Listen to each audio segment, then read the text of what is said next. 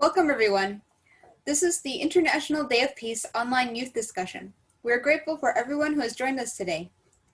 This event is hosted by International Association of Youth and Students for Peace, also known as IAYSP, or Youth and Students for Peace.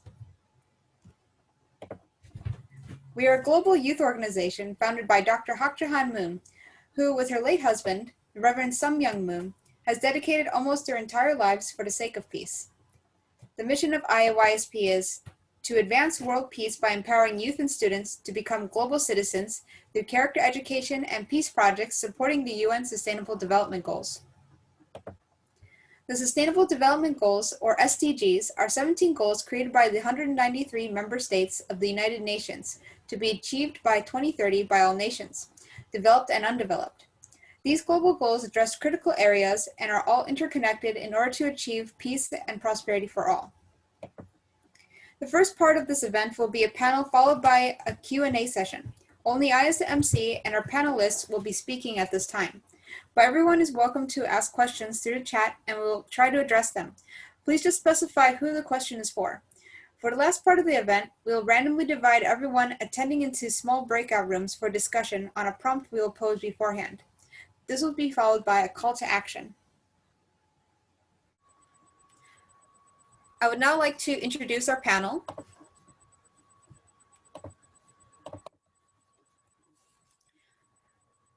Our first speaker will be Doha Sabah, an expert in managing programs related to building peace, countering violent extremism, and economic empowerment. Doha is a Fulbright scholar who graduated with a Master of Arts in Global Development and Peace from the University of Bridgeport, Connecticut. Until this month, she worked as the Chief Operating Officer for the projects held by an international organization in Iraq. In Lebanon, she led civil society initiatives aimed at empowering and building resilience in marginalized groups. In addition to being the youth president of UNDP youth groups, Doha also acted as a coordinator for election monitoring activities while working as the head of section in the banking sector. And our second speaker, Makaya Rivel.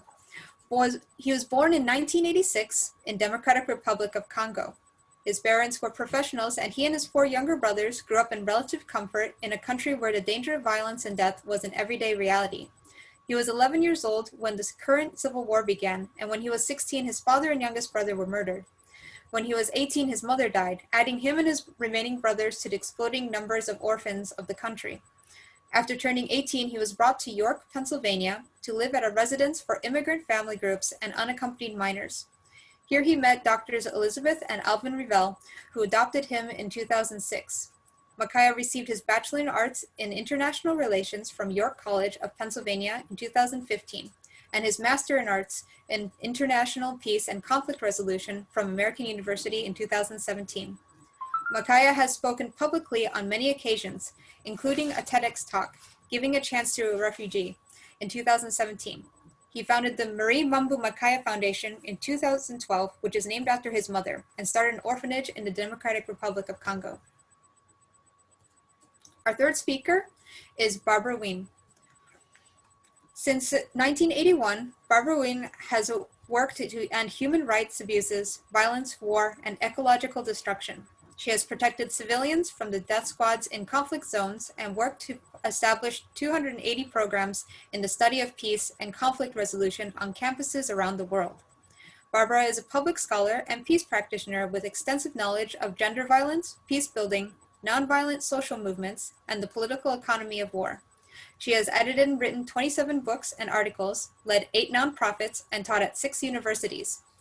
Recognized for her leadership and moral courage 4 times by foundations and academic societies, Barbara was named Peace Educator of the Year in 2018 by the Peace and Justice Studies Association, a network of 500 campuses in Canada and the US. She was featured in Amy Goodman's book, Exceptions to the Rulers, and the Progressive magazine for opposing the military invasions of Afghanistan and Iraq as a US government official. Her interviews include The Washington Post, NBC Nightly News, Defense One, and National Public Radio, just to name a few.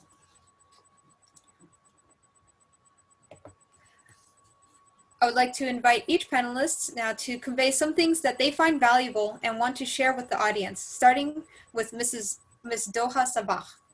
So Doha, if you could please.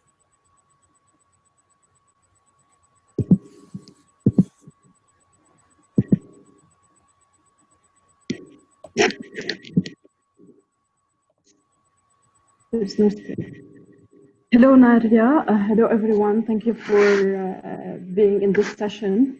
I know that we are in testing times with the spread of COVID-19, and the world right now is facing so many different problems that make every one of us very frustrated and very low, having very low energy. I wanted to start by explaining why sometimes we do the work we do and why it is our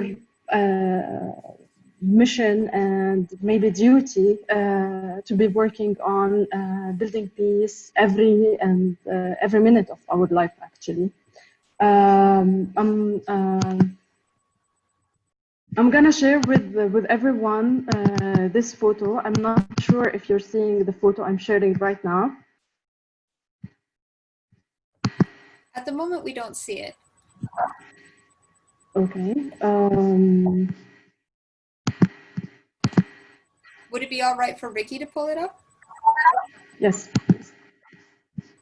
Ricky, if you would please.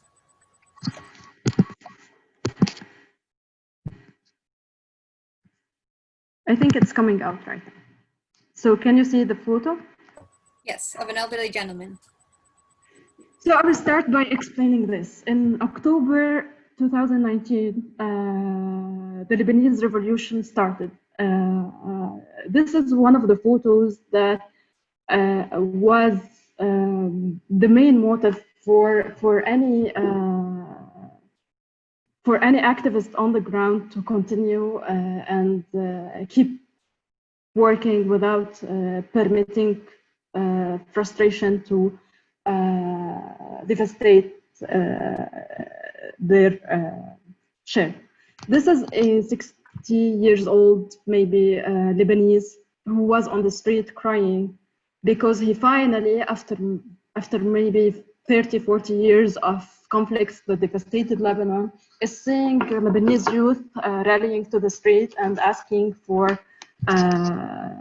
their rights, for justice, for stopping the corruption that have been eating the country, for stopping the sectarianism and that was obliging every Lebanese individual to be part of his sectarian group without being really belonging to a nation, to one unified nation, which is Lebanon. We've been under civil war from 1975 till 1990. After this civil war, our system was governed by confessionalism, which didn't really permit the Lebanese to build one national identity or one national character. So people like this man never had the chance to really live one day of peace, real peace in their life. The country was, from 1990 till so far, was under relative peace, or we call it stable peace, but it wasn't real peace. Every day you had been expected to face a problem in the street. Every day there is a terrorist attack, maybe. Every day there is a political problem that directly become a religious sectarian problem and prevent you from living a normal life. So I want everyone in this session to realize that we sometimes take things for granted. We believe that we are living a stable life. We are enjoying peace, but it's not the case. every single small conflict that that might arise might become a war when you not expect it to be a war. So do not take anything for granted. Countries like Lebanon or Iraq, there have been people who lived all of their life not enjoying a single day of peace, not being able to take decisions without being worried what will happen the next day, and not. Sometimes it's even you cannot decide if you're going out to the street this day. You plan something and you want to go and have a normal life, and you want to go buy your groceries, and you might not return to your family. And it's because so many small problems that were accumulative and happening, and nobody did anything to stop them.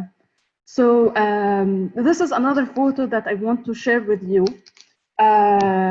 This gentleman, I'm not sure he's a gentleman. This is gentleman in the photo first. Started during the revolution.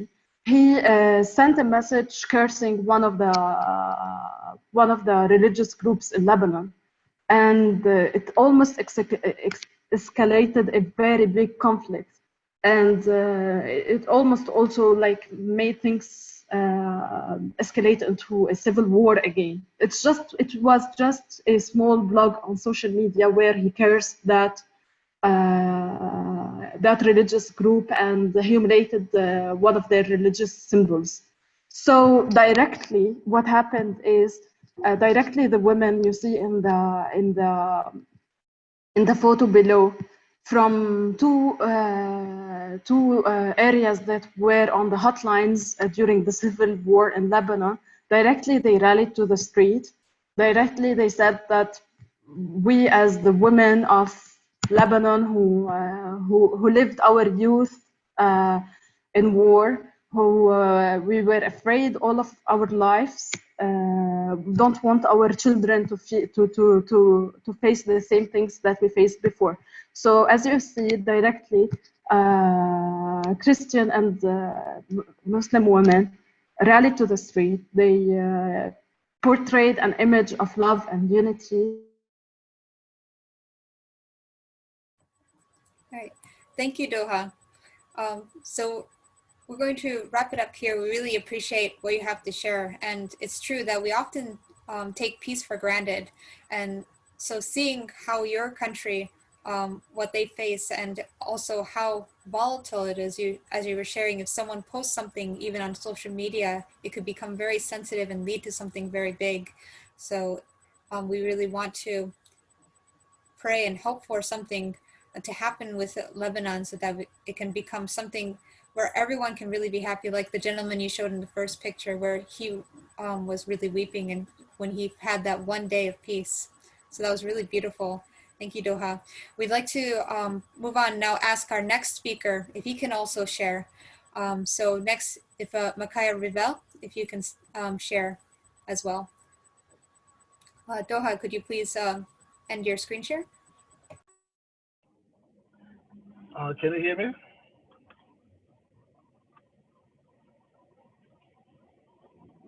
Hear me? Yeah, we can hear you. Okay. Yes.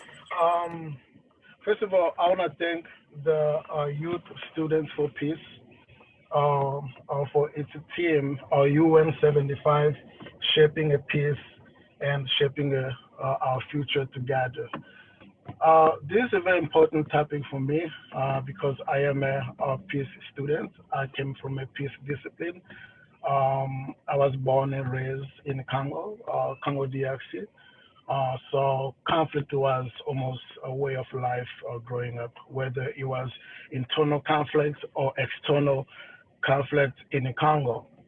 But what I want for people to learn, especially the youth, but the young students around the globe, is that in international relation, we don't just talk about the relationship between the states or cohesion.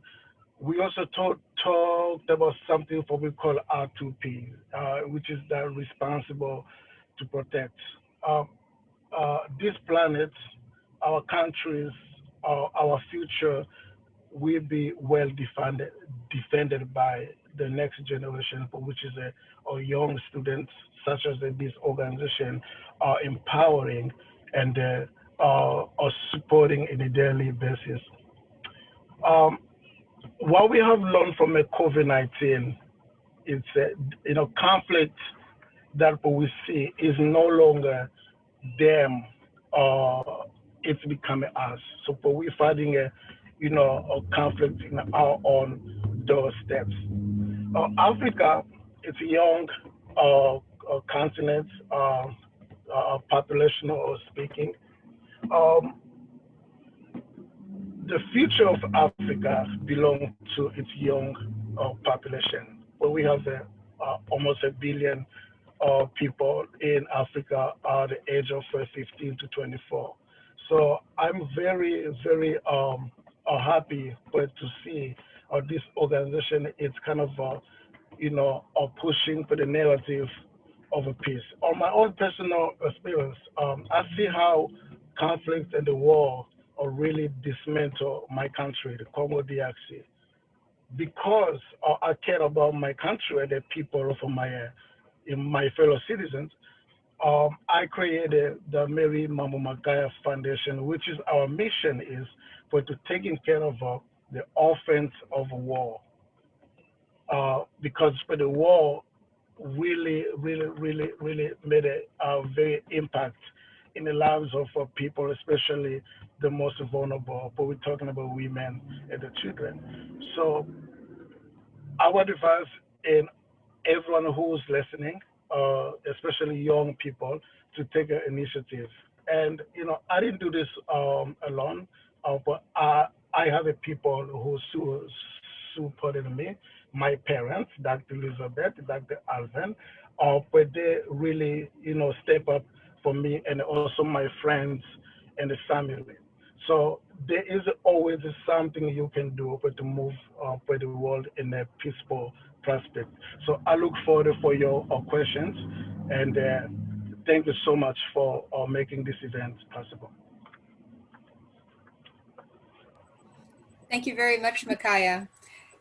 As you can see, he's on the road. He's a very busy person, and he's still helping lots of people, even during this time right now.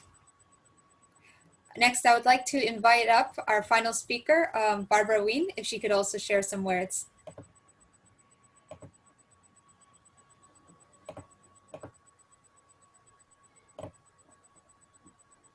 Hello, my brothers and sisters around the world. It is such an honor to be with you today. Thank you for giving up your Sunday afternoon, your Sunday morning, your Sunday evening, depending on what time zone you're in. Doha, what an honor to be with you and Micaiah on this panel. So you've got the Middle East, Africa, and the United States represented here, and I can't wait to learn about where all the rest of you are situated. My heart is full. My heart is full to be with you today because we are part of a global peace network. Yes, there is an economic crisis going on in the world. Yes, there is an environmental crisis going on in the world. There is a world medical emergency, and there is massive racism and violence that we see around the world. But there is another superpower, and it's called world public opinion and the Global Peace Network. And I have been a part of it since the late 70s. I've seen with my own eyes that there are millions of people, tens of millions, hundreds of millions of people working for peace, whether it's helping orphans, stopping rape in war zones, stopping domestic violence in the home, whether it's trying to restore the environment, build up international human rights regimes. Wherever people are, they are trying to create peace at the micro, interpersonal, intergroup, national, macro, and global levels. We have 14 major pillars that are part of the Global Peace Network, which I can talk to you more about. But what we've discovered through research and study and scholarly knowledge over the years is that it's almost like the medical model. Virus and violence are similar. Violence is like a virus. We have to interrupt the transmission of violence. Exactly like Doha was saying, don't let hate speech spread. Don't let hatred spread. Be a violence interrupter wherever you are, in whatever venue you can do it. You can act for peace in your neighborhood, in your family, in your congregation, in your campus, in your nation, and in the world. There's negative peace, which is simply the absence of war. And then there's positive peace. This is what Doha and Micaiah were talking about.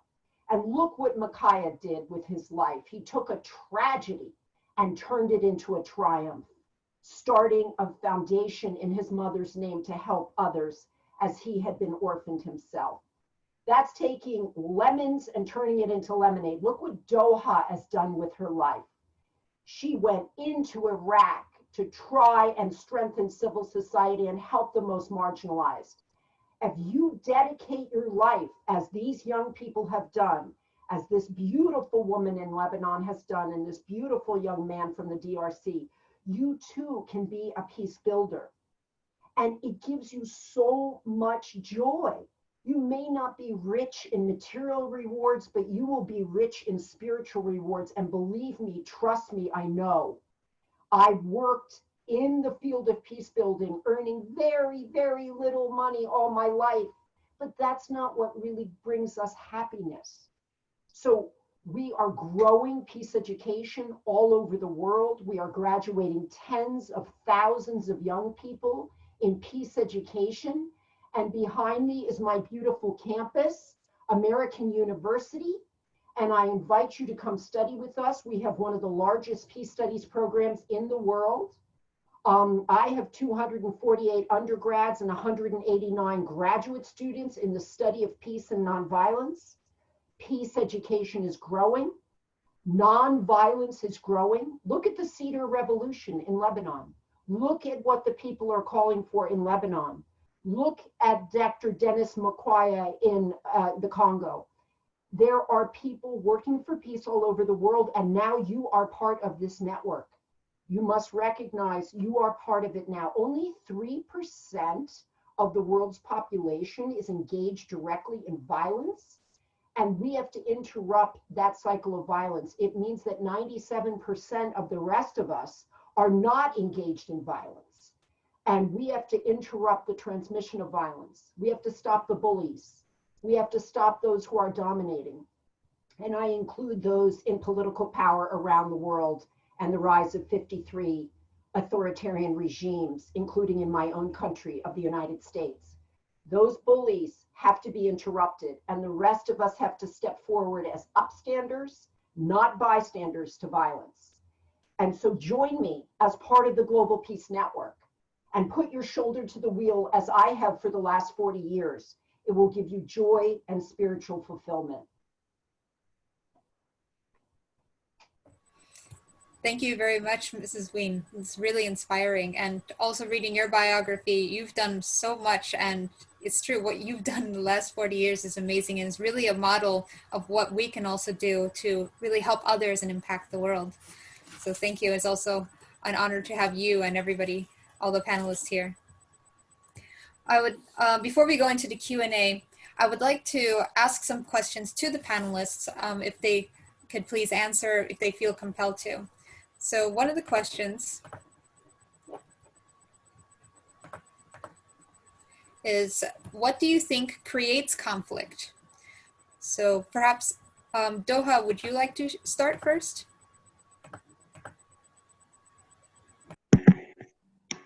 Definitely, Nadia, what starts conflict is that the basic needs of people are not met first. Like there is this Maslow pyramid of needs which is the physical needs, the need for safety, the need for identity, the need for being actualized and respected also.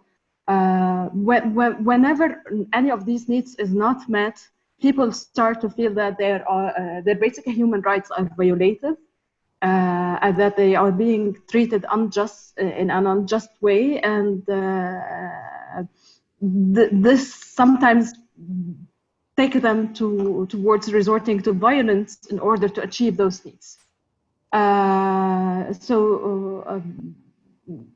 It's, for me, mainly it's the lack of justice and the inability to be able to promote your identity or preserve your identity sometimes, or being respected as whoever you are. Thank you very much. Makaya, would you like to share? I'm sorry, you're still muted.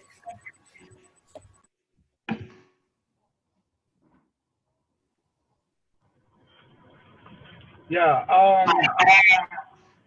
Thank you so much for the question. It's just a great question. Conflict. It depends on how you look at it. But we have a positive conflicts and a negative conflict, because throughout human history, those who came before us created positive conflicts, but to obtain a change that what we have today. A former congressman, Joe Louis, where he used to tell his supporter, get into good trouble. So, by meeting that, get into positive conflict. I mean, religiously, well, we have Jesus got into conflict against the Roman Church, with the Roman Empire, when he went in the destroyed church. My personal hero, Lumumba, got into conflict when he demanded the freedom of the Congolese people from a genocidal regime of Belgium. So, depending, where how conflict you find yourself in, but negative conflicts, which is come from a lack of a self-discipline, and but that often emerge through the greed and evil behavior, and ultimately turn into violence.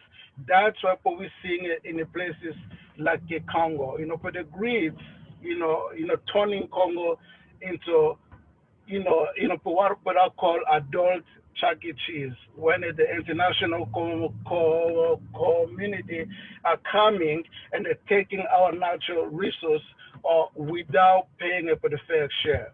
So, it depends for what side you're in. But you can be in the side of a good conflict, positive conflict, or you can be in the side of a negative conflict, which is destroying our planet. So it comes from a self-discipline. Thank you, Makaya. Barbara Ween, would you like to share? Building on what my brothers and sisters have said, the domination of others, the dominator model, when we have unequal power relationships, that's what gives rise to conflict. And as Makaya said, we want to be good conflict agents. Non-violence is like the agitator in the washing machine. It gets the dirt out of society. So we don't want to be afraid of conflict. We want to embrace conflict. We want to harness conflict. We want to use conflict to move societies forward in a positive manner. Exactly like Makaya was saying. Representative John Lewis, who recently passed away, the great civil rights leader, said we have to make good trouble. That doesn't mean demonizing our enemies. That doesn't mean demonizing people with whom you disagree. It means trying to win them over, as Gandhi taught us. He didn't want to bring the British to their knees. He wanted to bring them to their senses. So all of the great peace leaders in history, like Makaya was saying, Jesus Christ, Gandhi, Martin Luther King, all of these people, Mother Teresa, whoever they might be around the world, the Dalai Lama, They all made trouble and stirred things up, but they were trying to build the beloved community. But when things are unequal, when there's a domination, whether it's economically, ecologically, politically, you're going to have conflict. What we need to do as peace builders is to equalize power, to have economic democracy, political democracy, environmental democracy, so that we have egalitarian communities and we share the world's bounty, share the world's resources in an equitable way. Because we all live on a single planet, a spaceship Earth, and we have to protect our mother, and we have to heal the planet, and we have to learn to share the land wherever we live. This is the cause of conflict, is unequal power relationships. We have to get rid of the domination model. Thank you, Mrs. Wien. Second question that we have for our panelists is, how has COVID affected conflict positively and negatively? I'll speak about Nadia, as I worked in Iraq. I think we have two parallel scenarios. Like the spread of COVID-19 was a good chance to promote solidarity between people, to make the real values of many positive contributors, let's say, to their communities appear and be more prominent. In Iraq, I saw communities helping each other, even when they were in conflict for long periods. In one of the villages where Kurdish people and Shiite people were fighting, in one of the neighborhoods, the Shiite part, they were in quarantine because the amount of people infected was very high. So the Kurdish activists started bringing in food and supplies to those who are under quarantine. It was a very good chance to promote a new relationship that is based on solidarity and helping each other. Also, there is the other bad scenario, unfortunately, which is, as we were speaking, conflict really stems from the sometimes from the lack of resources or inability to achieve basic needs. And in many societies, people were no more able to access their basic needs because they cannot go to work, and also limited resources because food supplies between countries were limited and prices were really rocketing. So it was also like pressuring many who are disadvantaged to roll into the streets or to start maybe new conflicts, because whenever you feel that you are in need, you're very vulnerable to be entangled in a conflict. Thank you, Doha. Makaya?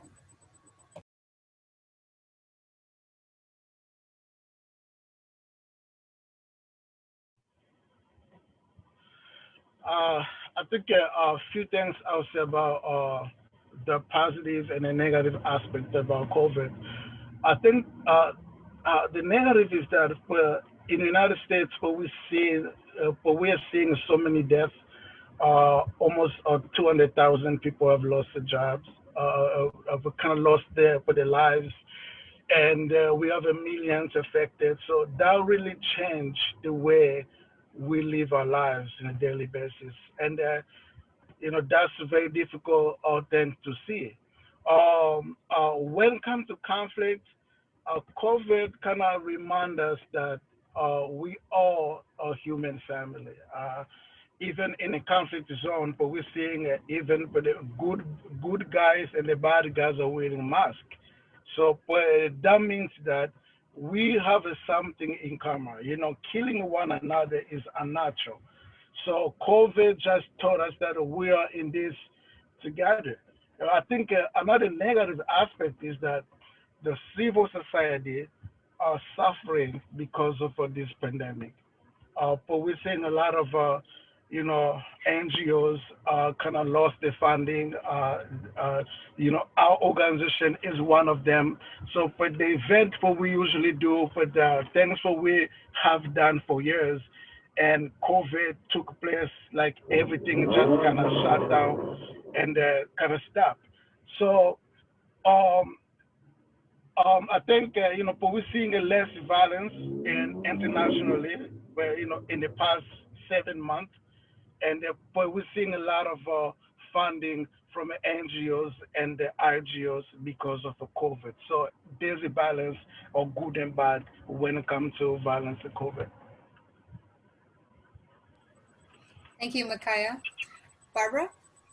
Building on Doha and Micaiah, we are seeing the two faces of the world community, those that seek to come together in brotherhood and sisterhood to share scientific knowledge, medical knowledge, to cooperate and to collaborate.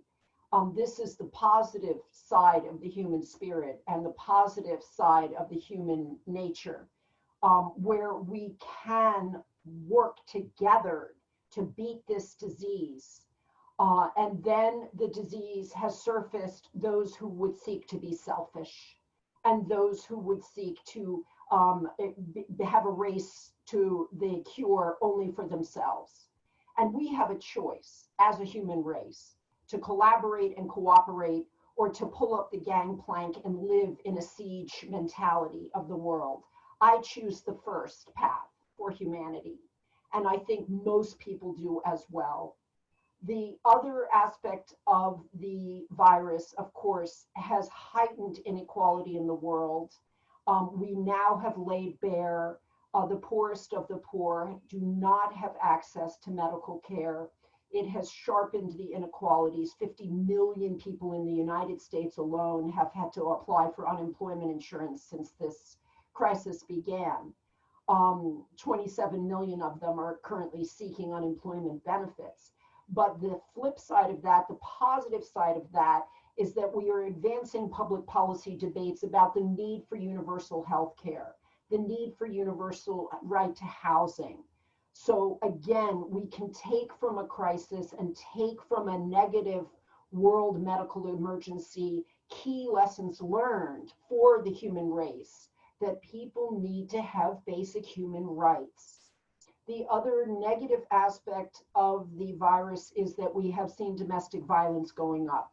Because people are isolated, women and children or those who are weaker are being beaten at a higher rate in their homes. If you see that, if you know someone in your community that's being beaten, interrupt that cycle of violence. Make sure you ring the telephone, ring the doorbell, call the police, or go to see the abuser as a delegation from your community, from your congregation, and confront them and say, we know you're beating your children, we know you're beating your wife. And be a peace builder, be a violence interrupter. But we can take from this crisis that science matters, facts matter, knowledge matters, and so does world cooperation. And I hope that we can move in a higher level of humanity as a result of the crisis. This is the lesson we have to take from it. Wonderful. Thank you very much. So another question that we have is, what do you think is needed to substantialize peace, whether on a small scale within a family and on a larger scale between nations? Doha?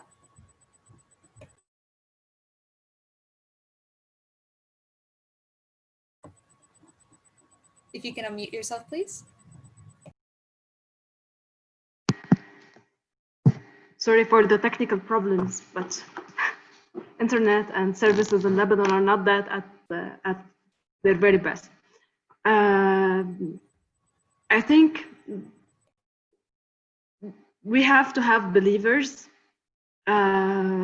working to make peace a sustainable thing. Will make you sometimes the target of criticism. You are in the face of spoilers who don't want this peace to last, who have stakes, who want their own businesses or their own plots or wars, whatever, to be happening because they are benefiting somehow. And unfortunately, in many scenarios, people who seek peace are not gathering together. I think first of all, you need to support yourself with a network of believers who are like you, because the road is very long. The road is very tiring, sometimes very frustrating. Sometimes you lose hope. And you don't think or see something changing, and it can be it can stop you sometimes or devastate you emotionally. So first, try to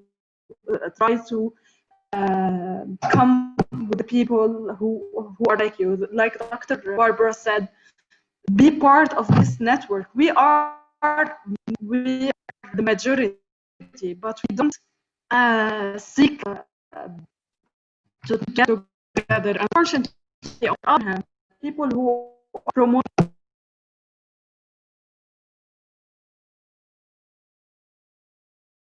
agenda.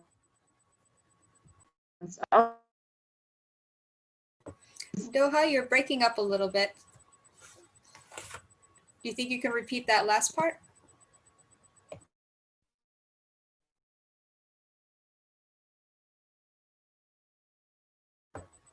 All right, we may have to come back to her. Makaya?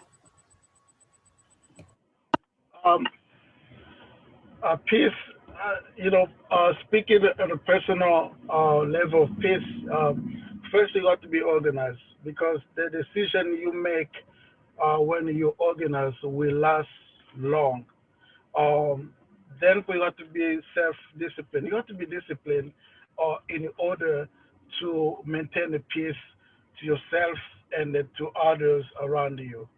Um, Kind of having a proper allies. For me, on a personal level, I do have, but the allies that support me. Professor Barbara is one of them, and just we have to be organized in order to help somebody. So work on yourself first before you help other people.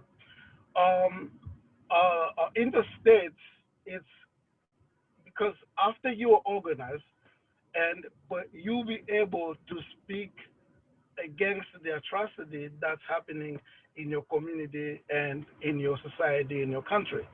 So for us in Africa, well, we have a pandemic or epidemic of a lot of stuff: malnutrition, disease, yeah, corruption, yeah, and a dictatorship. So in order to confront that, we have to be organized ourselves before we do that. So for peace, where peace is in the 2 point. One is a self-organization and also internal preparation. So just it's something that we have to work on in ourselves first before we go out or trying to change the world. So we have to be patient also, because in a peace building, in a peace work, there is no money, just like a Professor Barbara says. And you face a lot of obstacles, but you have to be patient and consistent. Thank you, Makaya. Go ahead, Barbara. Yeah. For me, it starts where you live. So I tried first to get to know all my neighbors, to build a sense of community in my little stretch of the world.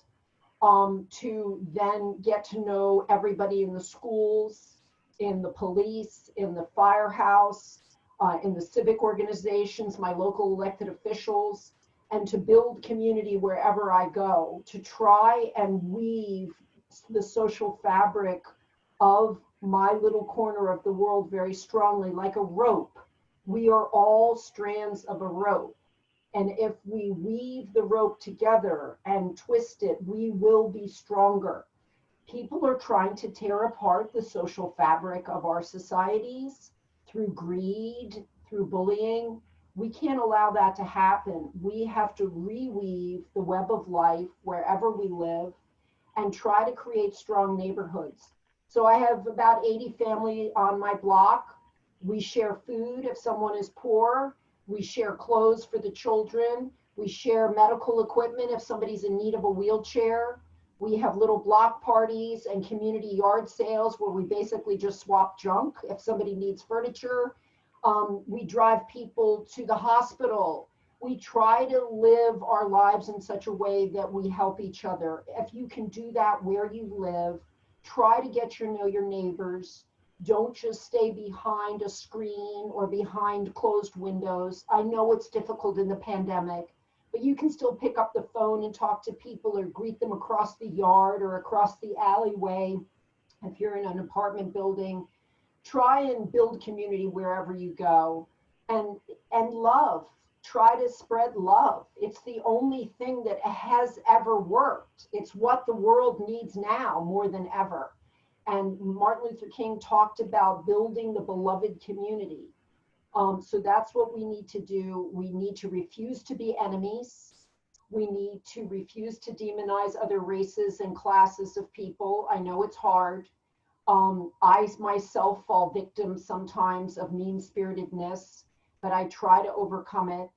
And I think that we need to introduce peace education into the schools. We have reading, writing, arithmetic, but we don't have conflict resolution and responding to violence with skills.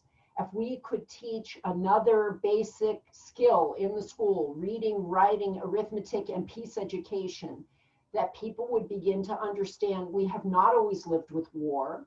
We have not always lived with violence as a human race. War is only about 10,000 years old, and the human race is over 300,000 years old. So if you go back to the earliest cave dwellings, if you go back to the earliest paintings in the caves where early primitive humans lived, there are no depictions of war. And we have invented war, and we can uninvent war. The United Nations says that war is born in the minds of men, and it is in the minds of men that we must get rid of war. So teaching peace education and building community and spreading love wherever you can. Thank you. We'll now start our Q&A session and start asking questions from the registration and also those in the chat. Feel free to continue adding questions in the chat if you get an idea while the panelists are answering. So for the questions that we have, we've tried to compile and generalize some of the questions that were very similar. And so one of the questions we have is, what can individuals do to create peace in the world? So I feel that Barbara kind of answered that one. Sorry, so let me move on to the next question. All right, so this one is, respecting and accepting others important to include peace concepts and values? Would any of the panelists like to answer this question? I'll repeat it one more time. Is respecting and accepting others important to include peace concepts and values?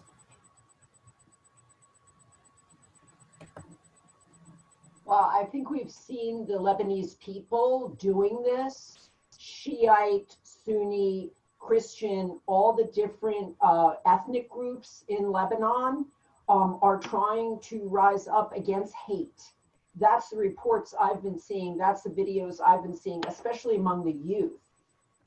They are not accepting the sectarian violence that the leaders are trying to spread there. Also, we're seeing this among 18 to 35-year-olds around the world and even younger.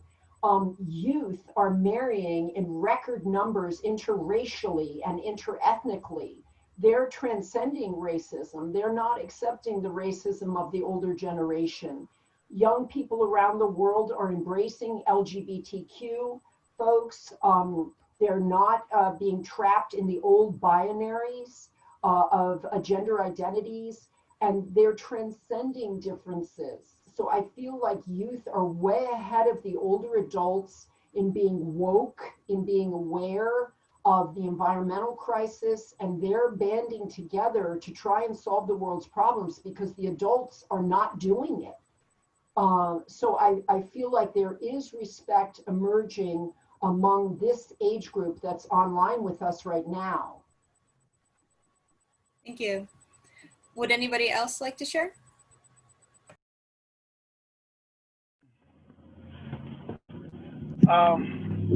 That's a great question. I agree with the respect, but if I can add, I might not like you, but I can respect you. But instead of respecting, I will focus on recognizing each other, seeing them as your fellow human beings, and having an empathy. Putting yourself into their shoes, understanding where they're coming from, and kind of recognizing the right to exist, seeing others as yourself will give you different perspective how to react even in a time of a conflict. Thank you. Doha, did you want to share anything? I think people's history and identity is very important for each of us. People need to feel that their identity can be sustained, and definitely if someone is not respecting that identity, it's threatening its sustainability. As such,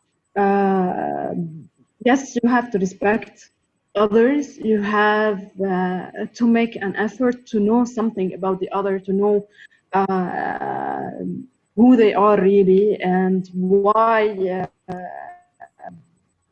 That can help you explain why they are taking certain actions. Sometimes we were speaking about the causes of conflict, and I forgot to mention this. One of the main causes of conflict is that we don't really know about the other. We have like these stereotypes about the other, and we assume things that are not really necessary. And we take positions based on that assumption. As such, if we're really working towards making peace, we need to take that further step and try to know what make the other act in a certain way, who they are, and what is their culture and history.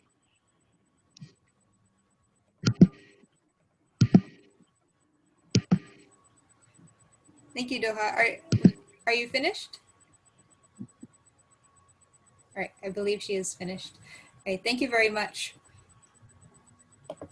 So the next question that we have, kind of adding on to from the last one, like, why do people hate others?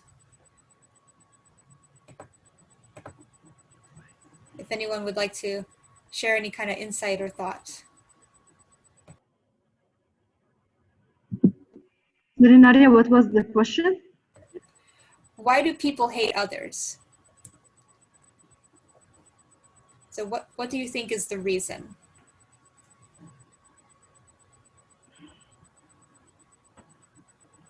I think hurt comes from it depends where you live, where you are in the world.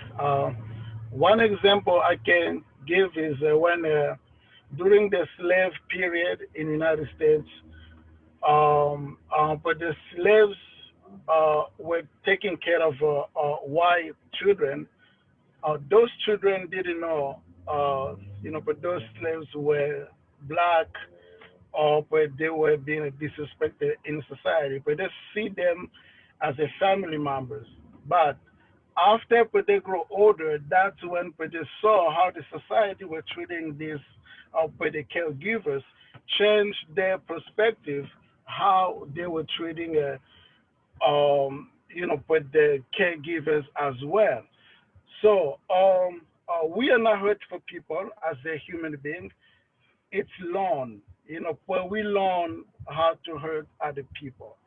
But that can be unlearned depending on where you are and, or what are you doing in your life.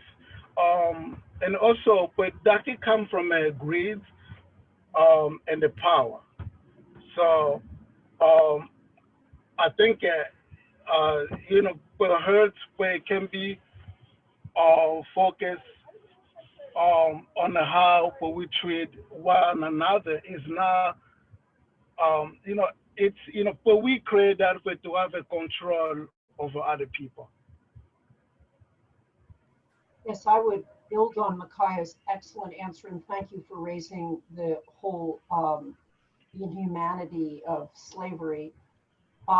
It starts with psychological distancing, the ability to see someone as the other, and psychological distancing, as Doha said, begins with stereotypes and ignorance and not knowing anything about the other. And then you have physical distancing, like apartheid walls, where you physically separate different populations so they cannot get to know each other. We had this in the segregated South under Jim Crow. We have it with the Israeli apartheid wall, where they've built a wall between Palestinians and Israelis so they cannot meet, they cannot trade, they cannot live together. We had it in apartheid South Africa, where the Black populations were herded onto Bantustans and dehumanized. We saw it with East Germany, West Germany, with the Berlin Wall. All over the world, there are people that would physically separate races and ethnic groups so they cannot get to know each other and humanize the other. And then you have mechanical distancing, where you've so dehumanized other people, so learned to hate them, that it means nothing to drop an atomic bomb on them, or a weapon at 30,000 feet and bomb them, or drone attacks. So you have psychological distancing, physical distancing, and mechanical distancing. But as Micaiah said, we're not born this way. We have to be taught to hate. So young Nazi soldiers, young German soldiers who were told to fire at the Jews on the firing line with the death squads, couldn't bring themselves to do it. After a time, they were throwing up, they were having psychological disorders, traumatic disorders from having to shoot Jewish men, women, and children and dump them into mass graves. So that's when the Nazis began the gas chambers, because we have a inhibition in the frontal lobe that prevents us from killing our own species. Unless we overcome it through muscle memory and conditioning, through learned behavior and military training, that's the only time we'll overcome the inhibitions in the frontal lobe. And so you have to be taught to hate, and we can unlearn that hate too. Thank you. Doha, did you want to share as well? Fear too. I want to only add something in addition to what Barbara and Micaiah had spoke about. It's fear. Like I think as human beings, our survival is something very important to us. And whenever we think or feel that the other is posing some kind of risk on us, we tend to hate them, and we want to fight for our survival.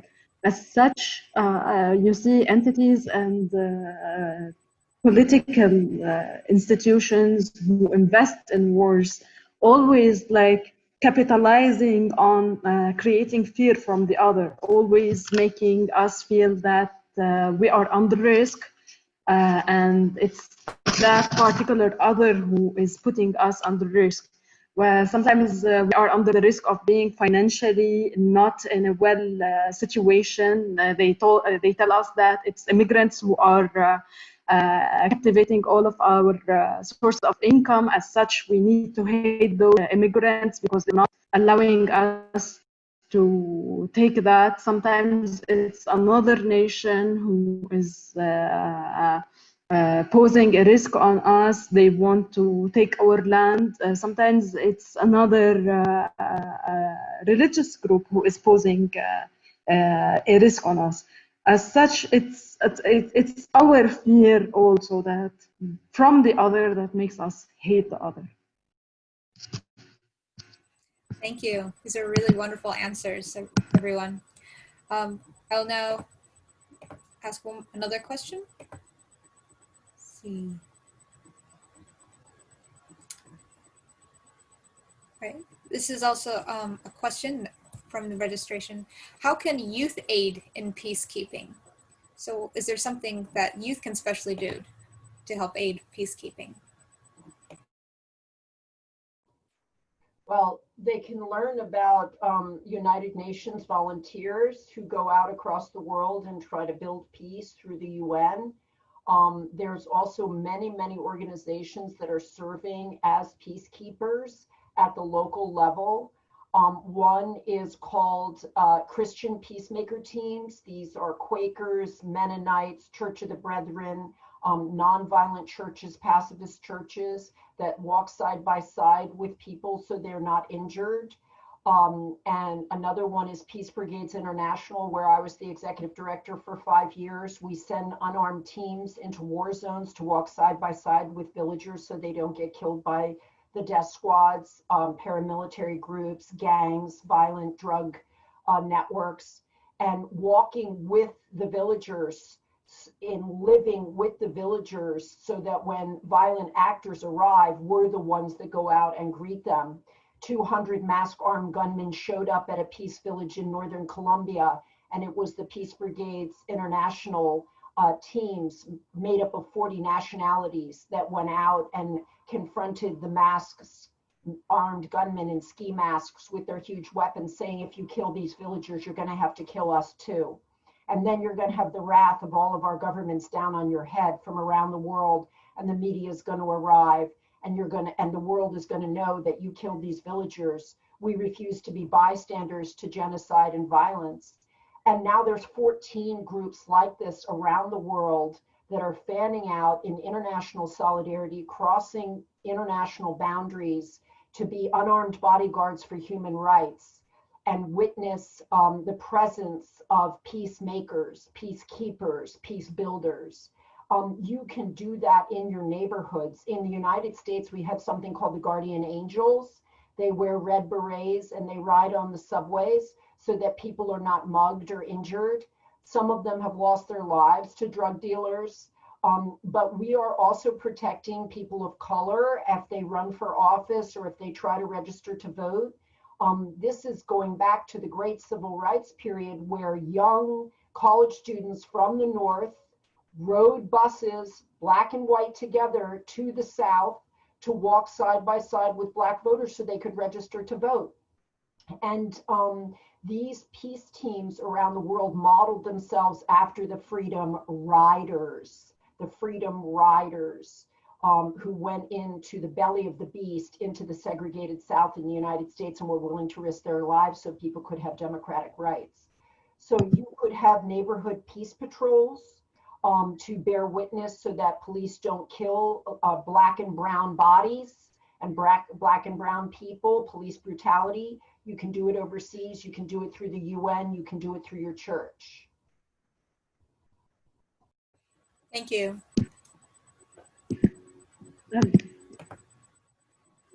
I wanted to speak also about that all of the traditional armies in any country of the world are mainly based on youth soldiers. So first we can start by refusing to go to war. refuse to go to war. Any militia, any army that is seeking war against the other needs those youth. So refuse to go to war first. Mrs. Barbara, Professor Barbara spoke about public opinion, and youth are now the public opinion. They are the energy. In the former period, those countries or big powers dominating the traditional media, they have like stopped many ideas from being further promoted because they were in control of those traditional media. They were controlling what kind of information we can get and how we can react to that information. Now we have resources that the other generations didn't have before. We have the power of social media. We have the energy that of the youth that cannot be stopped anymore. So we need to be vocal in every way we can be to prevent things from, as we spoke before, from escalating into conflict, and also in opposing big powers that are that were controlling how we can see the world, and we ourselves create a new public opinion. This is for me, in addition to all the other things, creating initiatives and working with others, and really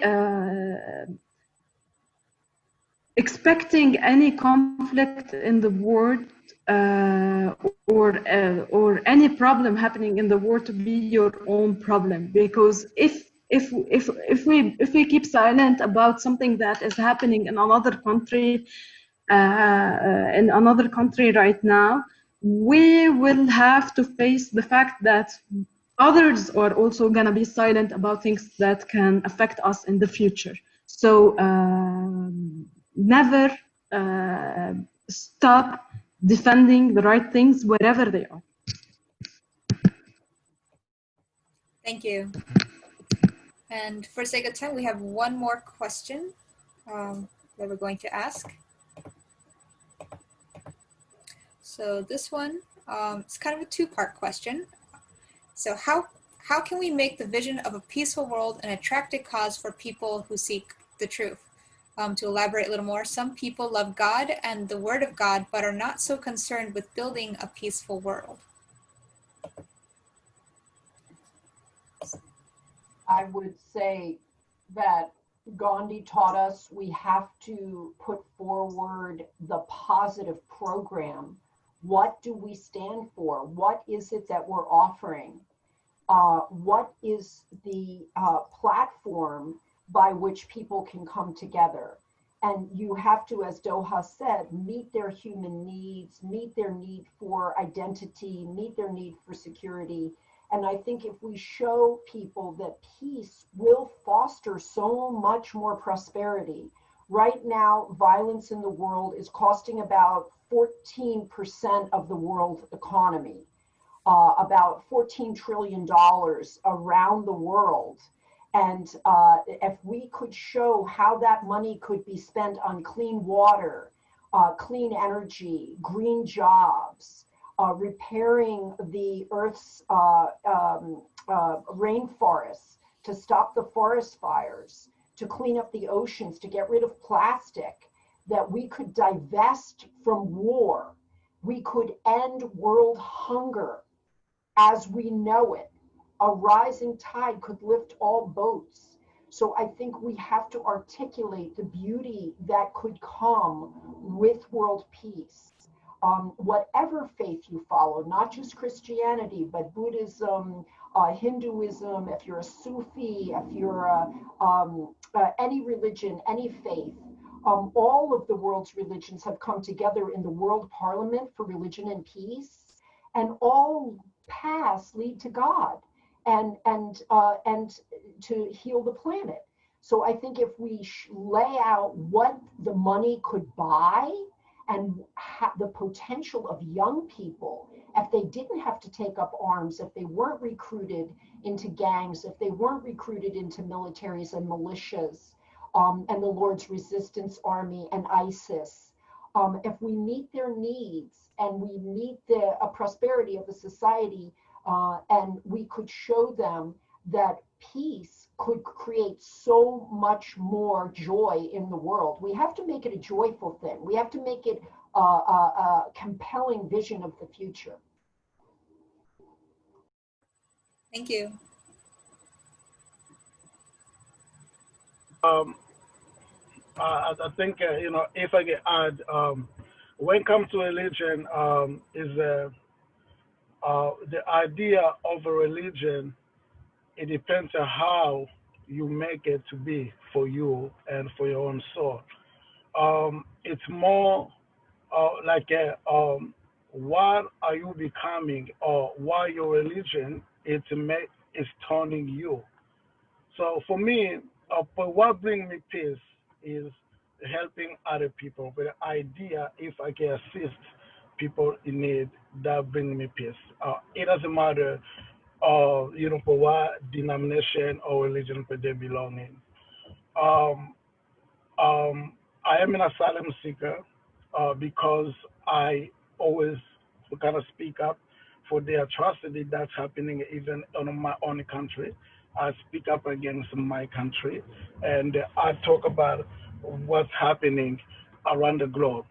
Right now, I'm traveling with the people that, but we're seeking for Trump to find out what happened in Tulsa, Oklahoma during the 1921 massacre of Wall Street.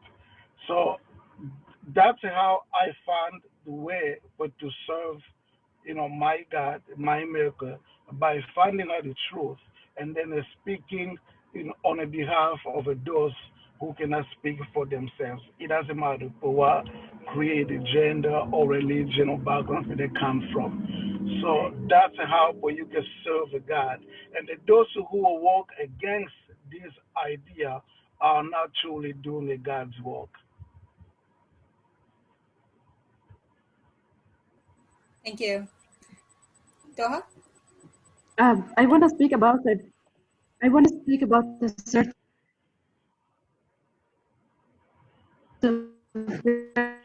ways of Doha, maybe if you turn off your there camera, is your in their internet might be better. minds. Allahu Akbar means, or You're a little choppy. Can you, maybe if you turn it off your means camera? God is the mightiest, or God. Yes. Okay. So you can hear me well now? Yes, much better. Okay, great. Yeah, so Allahu Akbar means God is the mightiest, or God is the bravest. For me, or for many people around me, it's just an assurance of whenever tyranny or big powers are very strong, and you feel you're powerless in front of them, or you feel that you can no more do anything because the amount of misery, the amount of violence, the amount of conflicts around you is very big, that it's no more controlled. You sometimes tend to surrender. You sometimes stop fighting because you feel that you're so small in front of these conditions and in front of these problems. But Allahu Akbar reminds you that no, whatever these powers are, however they manage to control the world, there's someone or certain power, which is God, that can still protect you, still push you. Religion is, at the end, is a way of forming life, a way of organizing your life, and it helps you find your purpose in life. I do understand that certain people like sometimes tend to be silent because they need to protect their own families. Sometimes the toll of standing for the right thing is too much for certain individuals to carry. But religion reminds you, no, that you are still protected by some unseen force and some unseen power.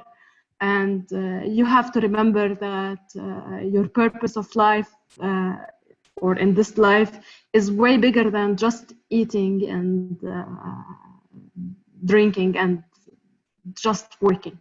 It's working for the sustainability of this humanity in a certain way.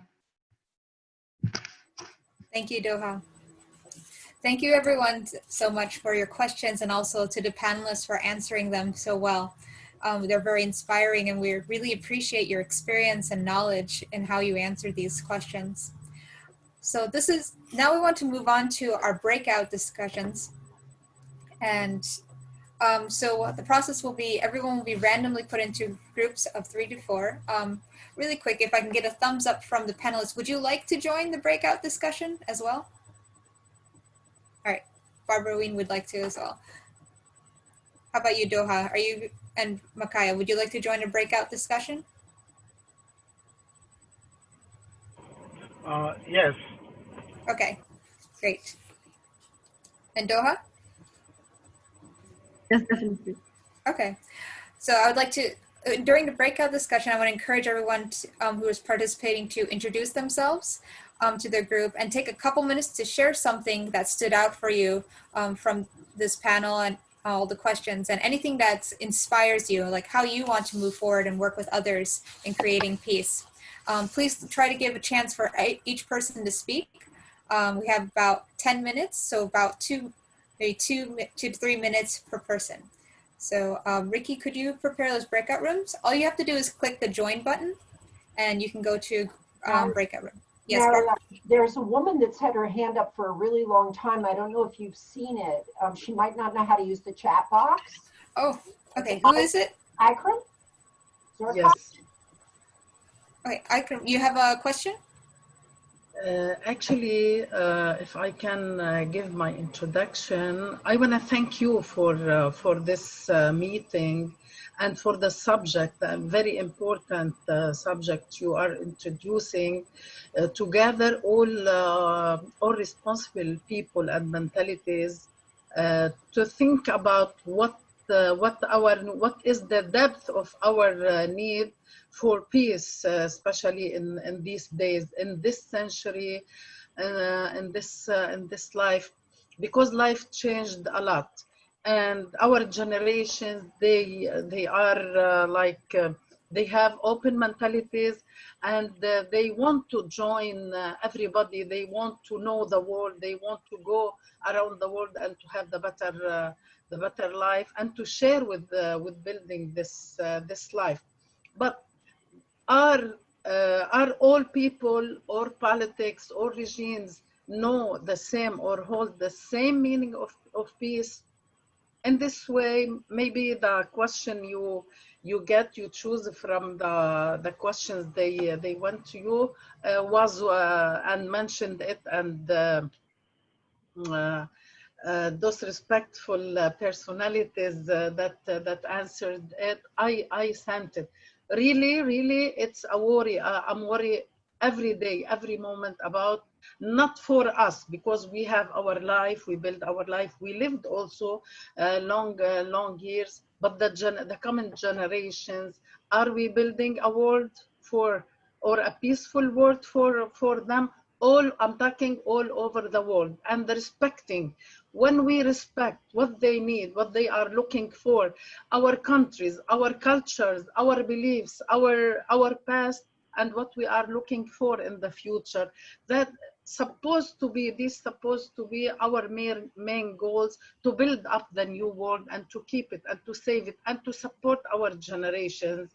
So when it starts from the superior regimes, they have to respect everybody all over the world. In this way, any other title will go under real peace, because when we create, when we be created, when we came to the world, and as every individual, we are looking for safety of mind, the first goal of everybody. Not only to eat, not only to have a house, not only. We have to live. We want to be respectful, and we want to be like a partner, not only numbers in this world. That's what I'm worried. And I think all like NGOs, all responsible persons, they are looking for the same goal in their lives, to build up this life, or to support this life, to support all these achievements all over the world. And I am so glad to be with you and to listen to you. And I am proud of Duha Sabbagh and everybody, every young lady, she's seeking for a better future. Thank you, Ikram. Thank you. Shukran, shukran. That's also something to consider as well, like how we as young people can really aid in this. And it's true, it's like everybody wants to be happy and to seek the basic necessities as well. And so let's discuss this in the breakout sessions. To respect everyone's time, it's going to be a little shorter, unless 10 minutes is still okay. It's 7 minutes. All right, so let's do 10 minutes. Ricky, if you can start the breakout rooms, please. Just click the join button. Welcome back, everyone. I hope you had a fun and exciting discussion with your groups. We'd love to hear some of the things you might have discussed. And so we'll be sending an event feedback form via email if you've registered and submitted your email. This will help greatly to develop these kinds of events for the future. So now as we wrap up our event, I again want to thank all our panelists for their amazing insight and for the work they have done. So I would like to unmute everyone. Everyone's unmuted. Okay, so if you want to say thank you, this is a great time. Thank you so much. Thank you. Thank you. That was wonderful. Thank you very much, Anori, for organizing and for the incredible people that are on the call. Welcome. So as a final thing, we just want to share a wrap up and a call.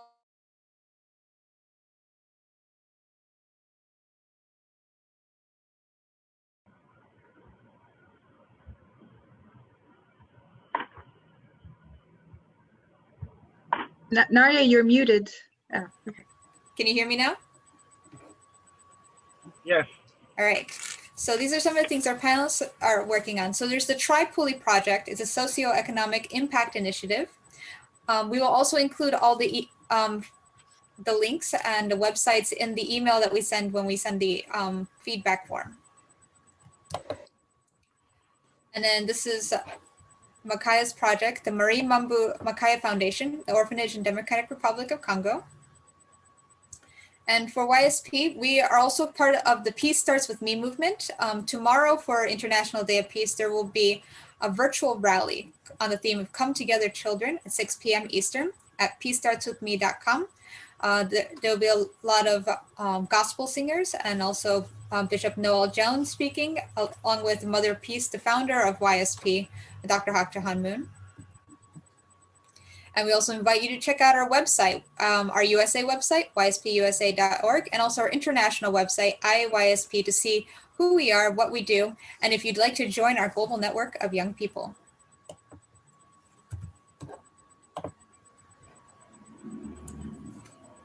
So thank you, everyone. I'd like to ask if everyone could please turn on your cameras and just kind of wave as a final goodbye.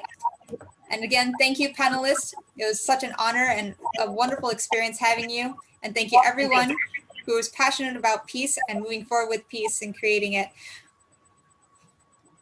Okay, Thank you so everyone. much for making it possible. Thank you. Thank you. Day, everyone. Thank you. Thank you so much. Thank you so much. Goodbye. Wonderful panelists. Wonderful panelists.